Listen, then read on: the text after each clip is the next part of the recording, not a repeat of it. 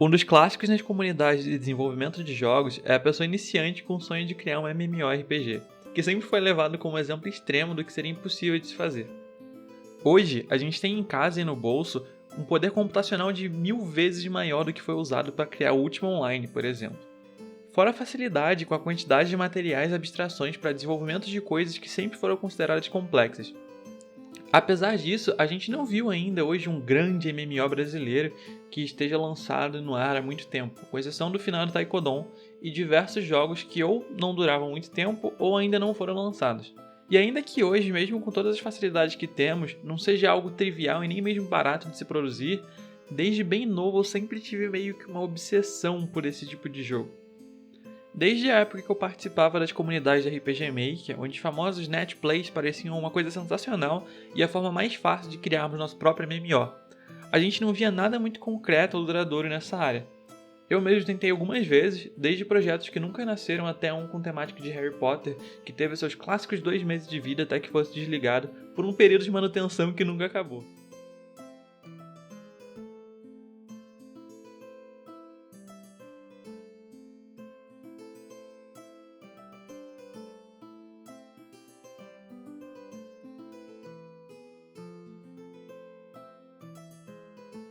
Por anos eu estudei e conheci diversas ferramentas, li por cima sobre protocolos de rede, práticas e arquiteturas para servidores de jogos. Mesmo assim, parecia que era algo que eu nunca ia entender direito. Eu comecei com um modelo de conexão peer-to-peer, onde um jogador meio que atua como host central, e basicamente ele recebe todos os pacotes de cada jogador e espalha de volta para o resto deles. Assim como é feito no Terraria, por exemplo. Meio que na base da gambiarra, eu tentei fazer uns modelos onde tinha um servidor central, que ele basicamente era esse host, no estilo peer-to-peer, e só que ele não possuía nenhuma autonomia real em calcular colisão, movimentação, então ele era só um agente central que recebia os dados de cada cliente e espalhava para todo o resto. O maior problema disso é a falta de sincronia entre a informação e a facilidade de um cliente manipular tudo o que acontece. Em um dos meus projetos mais recentes, o King of Parties, esse foi o modelo que eu segui. Isso significa que se eu atirar em uma outra pessoa e na minha visão eu atingir, não importa se os outros não viram essa bala atingida, o dano vai acontecer assim mesmo. O código do King of Parties é totalmente aberto, você pode contribuir com o jogo, subir seu próprio servidor, e na época que eu estou fazendo esse vídeo você ainda pode jogar ele porque o servidor está online 24 horas. Então tá tudo na descrição aí.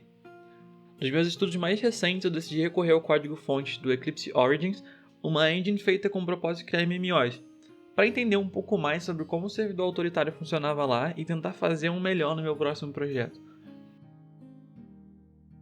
Eu não sei dizer ao certo o que mais me fascina em jogos desse gênero, mas uma das coisas com certeza são as histórias que podem nascer dali.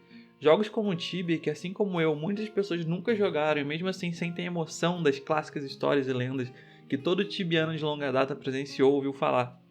Essas são coisas que parecem acontecer cada vez menos, sendo substituídas no geral por jogos de múltiplas partidas curtas.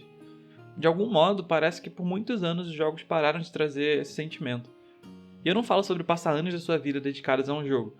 Eu acho importante que com o passar do tempo esse tipo de jogo se torne um pouco mais fácil, para tanto que a geração que agora está mais velha e cuidando de uma família, uma casa, quanto alguém que está na escola ainda possa aproveitar sem deixar de atenção ao que importa. O ponto é mais sobre o sentimento de que isso não acontece mais. E uma parte do meu sonho é poder criar um ambiente onde não importa se eu tenho uma base de 100, 50 jogadores, mas imagina que legal marcar para sempre as pessoas presentes quando um dos jogadores resolveu pela primeira vez um dos enigmas para se conseguir um item raro. Hoje eu trabalho profissionalmente no meio de desenvolvimento de software, mas ainda assim não estou minimamente perto de atingir esse tipo de objetivo. Nem espero que eu consiga sozinho, mas é uma jornada que eu quero perseguir enquanto eu puder. Eu arquivei e deixei disponível um repositório contendo um antigo servidor bem precário em estado inicial que eu estava construindo, e agora eu tenho estudado sobre seguir com uma engine que eu já tenho costume para fazer o cliente do jogo, ou fazer tudo usando a mesma linguagem do servidor para eu poder aproveitar o código e talvez conseguir a ajuda de mais pessoas que entendam das tecnologias, mesmo que não sejam programadores de jogos. E só para fechar, existem sim jogos do gênero hoje em dia que são feitos só por uma pessoa ou um grupo pequeno de pessoas. Jogos como Bloodstone, Rukai Online, Kakele Online e outros. Não é e nunca foi um sonho impossível. Na verdade, tirando todos os gastos para mantermos o jogo no ar, tá cada vez mais fácil atingir esse objetivo.